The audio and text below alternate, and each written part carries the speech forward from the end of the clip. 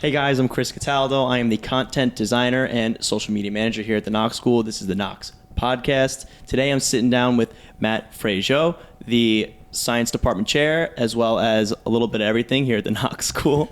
So Matt, thank you so much for coming out with me today. I really appreciate it. Well, thank you for having me. Tell me a little bit about, how you got to Knox, how it started. We'll get into your tenure here after, but, tell us how the journey really began for you. Well, I graduated college and then moved up to Massachusetts, and then I got into teaching in public school back in Connecticut. And, I moved for a variety of different reasons from school to school, and I just needed something different. So I started looking at private schools, and that's really where this came up. And so then I applied a few different places, and this was actually the first place that I applied to, and I really liked it, and I liked the administrators that were here, and here's where I stayed, and so the rest is history from there. Basically, yeah. So, when was that? Because we're going to get into it again a little bit, but you've been here for the better part of 20 years. So About that, right? So at that time, what was the school? I know obviously we're a school tradition and things kind of stay the same, but I'm sure there are also a lot of differences from 20 years ago to now. So what was the school kind of like then versus how things are more today? It's a lot of it is the same. So I came in 2007, the summer of 2007, and there's a lot of changes through students, through people that work here, administrators, and so forth. But overall, the traditions do run through quite often, which is good. I was used to the public school aspect to it, right. And this is obviously much different. So what's really the same is we have a lot of students from all different parts of the country as well as parts of the world. And I think when I started, there were probably more boarders that were from different parts of the United States as well as from the rest of the world. But now it seems like a lot of the boarders are more so from international. So you get a much wider perspective of students and their ideas from around the world, which is nice. Can you talk a little bit about kind of the culture here at Knox and our core values and what it's like kind of being in this Knox community? It's very tight-knit. There's a lot of things that go on campus. Can you kind of speak to your experience and then we'll get into, you live on campus as well. I do, yes. So you can kind of talk about, that experience. You're a long time, you lived on campus for quite some time. So can you kind of talk about all that together and how, in your experience with it? I will say when I was interviewing, several of the admins that I met with and that I interviewed with said it's really a way of life. And honestly, I had no idea what that really meant and what I was really getting into. But it truly is a way of life. And you get to see a wide variety of things that students do, whereas in public school it was basically you get into school, you teach throughout the day, and then you leave, and that's pretty much all you see. And then you get a much better perspective of what the students are and involvement. And I've started having my own family, and I think something that I really appreciated, and I really, how do I put this? I really appreciated it, and I thought it was really beneficial for living here. Is when my first two children were very young, a lot of the students in the dorms would come out and hang out with them and play with them, and take them out for a walk, and my kids absolutely loved being here, and it's just they would never have gotten that in any other place. So it is definitely a way of life, and you get a much better perspective of yourself, and because you learn a lot about yourself as well as other students. So of course. And in that experience, like what's it like getting to, like you said, getting to know the kids during the day is one thing, and like you can learn a lot about kids in the school day, don't get me wrong, but what's it like kind of getting to, you're a dorm parent, when you live on campus, you're a dorm parent, and you have once a weekend you're on duty and stuff like that. So what's it like kind of connecting with the kids on that level? And a lot of these kids still need a lot of that guidance. They need international students. They don't have a lot of context for here. So what's that experience like for you? Just kind of you're really caring for these kids in a lot of ways and ways they need. Sometimes you're the disciplinarian, sometimes you're the resource. Like what's that experience like for you? Just kind of making sure these kids are doing all the right things. How do I answer that? It's a big question. Yeah. So, I think it's for myself, it's rewarding. And sometimes it can definitely be a chore to have to go through that. And it's difficult. I think it's difficult on the students as well as the faculty, because you have students that are used to their way of life and their growing up and everything that their family does, and then they come here, and it's, I wouldn't say they have to assimilate, but they have to really take on the roles of what it means to be at a boarding school. And, so I think as a teacher, it's fun in a way, but it's very interesting trying to, see their perspective of things and really get them involved. And, it's nice to be able to go in through and say, hey, I see this is going on, but, right. Why don't we try doing something different? Or if you try to get two students together that don't necessarily interact too often to do some sort of activity, it's difficult. But I think in the long run, it is rewarding on both sides. Absolutely. Along with that, I want to talk a little bit about our traditions at Knox, because they're a big part of every day in a weird way. We just finished up with gym night the other week, and for me, I'm fresh here. It's my first year at Knox. It was a fun experience, to say the least, of seeing these kids go 100% and get that competitiveness. And I know gym night's one of our oldest traditions here at Knox. What is it like being a part of those traditions? And like seeing them from year to year and how they grow. We were talking about a little bit about the other day. Traditions stay the same, but sometimes there are little tweaks and changes that make them a little bit better, or it makes it a little more engaging for the kids. Not even just gym night. It could be like senior sing or anything like that we do here. Like I know there's candle lighting at the end of the year and our graduation. You've seen a lot of them. So what's your take on those? Some are very fun to do. It's great, and so forth. But I think that comes from the student side and the teacher side. Sure. And so, it's interesting trying to get the students to be on board into seeing where they're going and the purpose of what we do at Knox, Right. And obviously with every time you have to change. And right. so we do, which is nice. We make the tweaks, and they add certain events like at gym night and so forth. But I will say I'd never really truly understood really not the benefit, but the long-term effect of right. gym night or things like that until I would say it was probably my 6th or 7th year here. I was here for, I think the student was a sophomore when I first started, and then he graduated and came back a couple years after he graduated. And he was asking me, oh, so are you still doing this? Are you still doing that?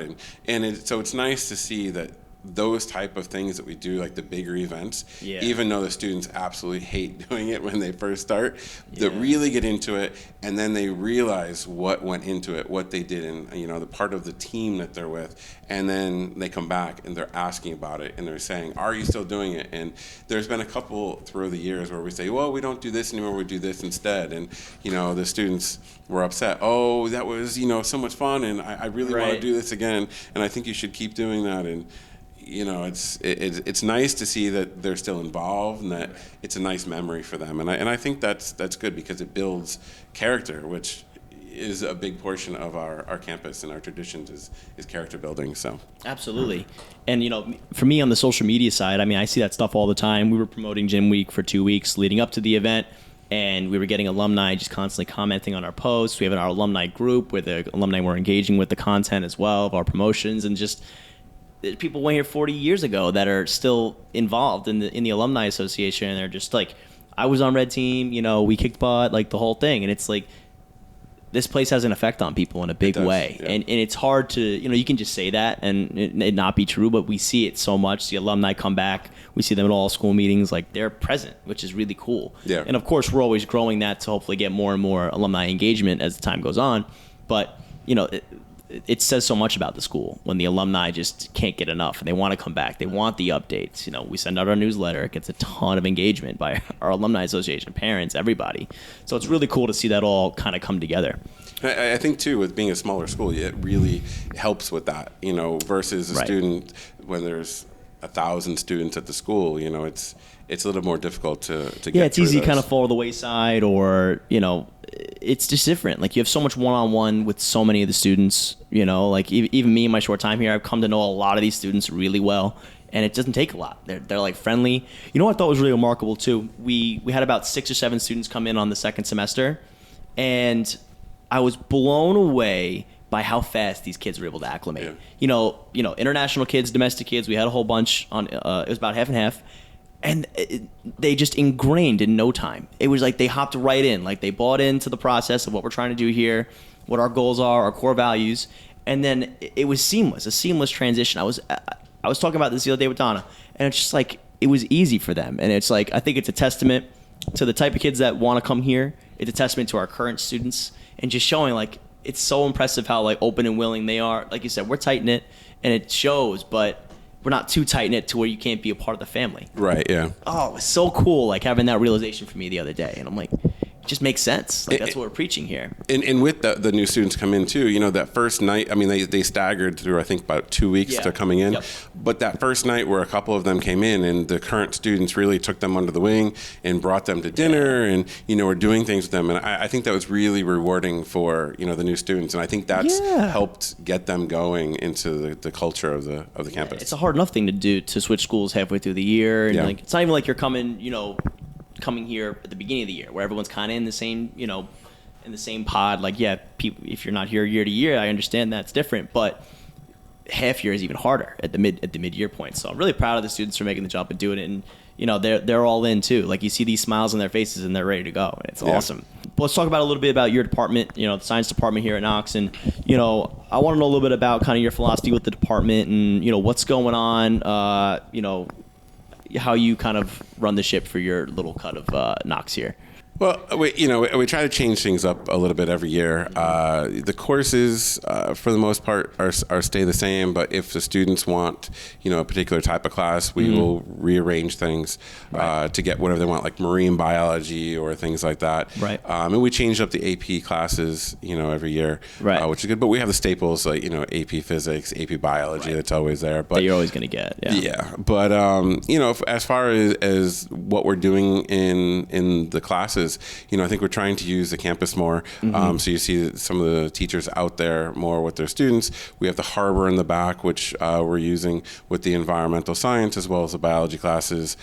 Starting, I think, the first week that we were in school, they're out there taking samples and so forth, which is good. And now we're moving towards the science fair, which is every spring. This year it's April 26th. So we try to change things up a little bit every year. The last couple of years have been a deep dive, so the students pick a topic and then just keep refining that over the months. And this year we got back to looking more at using the scientific method and using a discussion of the different variables. So they're testing to see what effect the independent variables have and so forth. So we try to change things up a little bit so it doesn't get stagnant. But I think we try to gear it towards what will best suit the students. Sure. No, that makes a lot of sense. And I think that's a lot of the charm here too, is like, you can't, like in public school, you can't, lobby for a class. It's like the classes are what the classes are. You're lucky if you can get in, if they offer the class, sometimes, you might get like a forensics or something like that you can't get into because it's such a selective class, or if it doesn't fit your schedule or whatever. But that's what I love here about Knox is like, you have a say, and like, it doesn't always get accommodated. Don't get me wrong, but things get taken into consideration. Like, you're an adult, like you do have a say in what goes on here. If you and 10 kids want to take a specific class, you can bring it here and you can have conversation about it at the very minimum, right? And then, if it makes sense and it fits in what we're trying to do, then we can implement it. That's a cool thing. And it's not just like it's your department either. It's like that's across the board. Right. It's with clubs, it's with extracurriculars, it's with sports. They don't run the same sports every year. So to me, it's cool that, if I want to get squash going next year, we can think about it. If it all lines up, we can do it. Yeah. I love that opportunity. And right now, I think we have, is it 4? I think it's 4 students that are doing independent studies. So they're working with the teacher just because, like you said, it doesn't fit into their schedule. Right. So they're doing it on their own free period. So, they'll get assignments and work and topics and so forth from the teachers.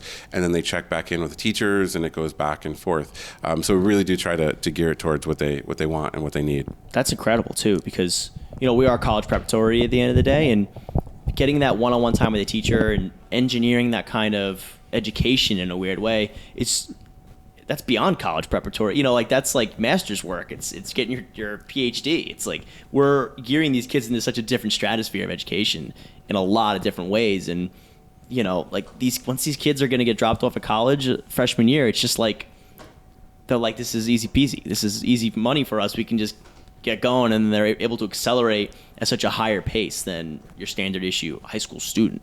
Yeah, and we have a couple of students that finished the AP Sciences, and therefore they pushed themselves to finish the AP Physics in one semester, and now they're actually working partly at the college and doing labs at the college, and they went on to continue their AP level work. So it's really geared towards improving their understanding and hopefully their standing of where they go after high school and into college. That's remarkable. Like we're just setting the bar incredible. The bar, there's no bar. It's just like a matter of what they want to put into it, which I love about it. Matt, is there anything else you got going on? Anything else you want to let us know before we sign off today of Knox, or anything that the department's got going on?